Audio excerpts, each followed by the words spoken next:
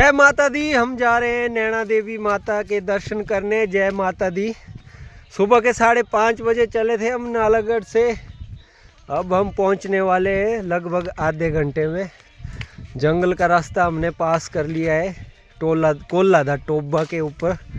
और अब हम यहाँ पर बस्तियाँ दिखना शुरू हो गई है और हमें अंधेरा भी यहाँ आके हो रहा है।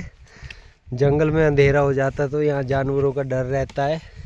अब हम बिल्कुल फ्री हैं।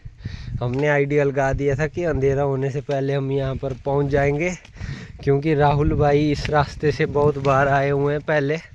राहुल भाई, तो दोस्तों मुझे पता था कि ये रास्ता बिल्कुल सुनसान होगा, क्योंकि जब नवरात्रे होते हैं तभी इस रास्ते पे रश होता है। तो मेरा टारगेट था कि थोड़े उजाले में हम इस रोड को क्रॉस कर लें, और वो टारगेट हमने अचीव कर लिया। बेशक 2-3 घंटे हम लेट हो गए, पर बहुत अच्छा रहा, काफ़ी मज़ा आया। जय माता दी। जय माता दी।